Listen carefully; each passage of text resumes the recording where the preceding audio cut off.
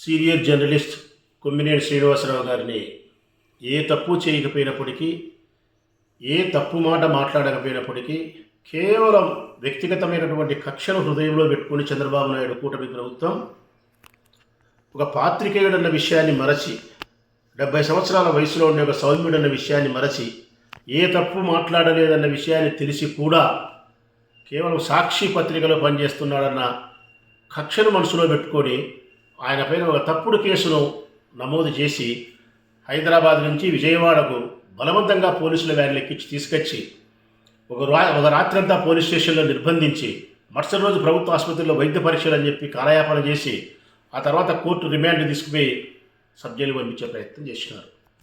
ఇక్కడ కట్ చేస్తే కొమ్మినేని శ్రీనివాసరావు గారు తనకు జరిగిన అన్యాయాన్ని సుప్రీంకోర్టు వాకిలి తలుపు తట్టడం జరిగింది. సుప్రీంకోర్టు తలుపు తట్టితే ఈరోజు సుప్రీంకోర్టు ఆంధ్రప్రదేశ్ ప్రభుత్వాన్ని, ఈ పోలీస్ శాఖను గట్టిగా చివాట్లు పెట్టడం జరిగింది. వెంటనే విడుదల చేయమని సుప్రీంకోర్టు ఆదేశాలు ఇచ్చింది. పాత్రికేయుడైనటువంటి కొమ్మినేని శ్రీనివాసరావు గారిని వెంటనే విడుదల చేయండి. ఆ విడుదల చేయడానికి సంబంధించిన నియమ నిబంధనలకు సంబంధించి ట్రయల్ కోర్టు చూసుకుంటుంది. మీరు ఏమి ఓవర్ యాక్షన్ చేయొద్దని చెప్పి ఇమ్మీడియట్గా వదిలిపెట్టమని చెప్పింది. అంటే ఇమ్మీడియట్గా వదిలిపెట్టని చెప్పి సుప్రీంకోర్టు ఒక తీర్పుని ఇచ్చింది అంటే ఆ తీర్పు ద్వారా ఏమర్థమవుతుంది మనకు? ఈ రాష్ట్ర ప్రభుత్వం తీసుకున్నటువంటి నిర్ణయం కక్షపూరితమైంది. కొమ్మినేని శ్రీనివాసరావు గారి యొక్క అరెస్ట్ వెనుక కక్ష దాగి ఉంది తప్ప చట్టం లేదు, న్యాయం లేదనేది స్పష్టంగా అర్థమైపోతూ ఉంది.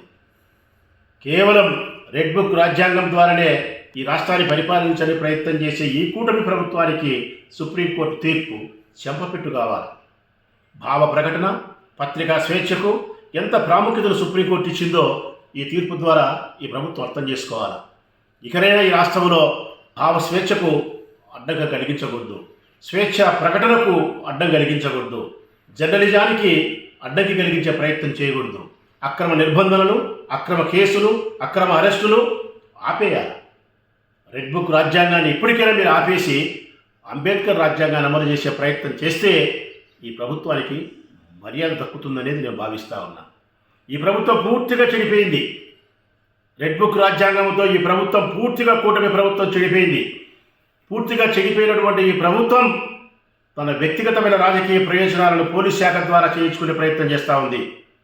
ఈ ప్రభుత్వంతో చేతులు కలిపినటువంటి ఈ పోలీస్ వ్యవస్థ కూడా ప్రజల విశ్వాసాన్ని పూర్తిగా పోగొట్టుకుని పలచనయ్యే పరిస్థితి ఉంది.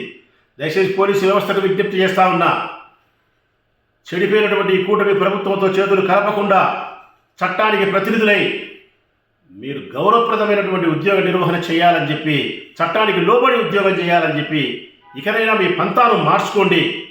ఈనాడు సుప్రీంకోర్టు ఇచ్చినటువంటి తీర్పు ద్వారా, గతంలో ఎన్నోసార్లు హైకోర్టు చెప్పినటువంటి అనేక రకాల మాటలు మీకు వేసిన మొట్టికాయల ద్వారైనా కానీ మీరు వాస్తవ సత్యాన్ని గ్రహించి న్యాయస్థానాల యొక్క తీర్పులకు వారి అభిప్రాయాలను గౌరవించి చట్టానికి లోబడి మీరు విధి నిర్వహణలో పనిచేయాలని చెప్పి మీకు విజ్ఞప్తి చేస్తూ, కొమ్మినేని శ్రీనివాసరావు గారి విడుదల పట్ల సంపూర్ణమైనటువంటి హర్షాన్ని వ్యక్తం చేస్తూ ఉన్నా.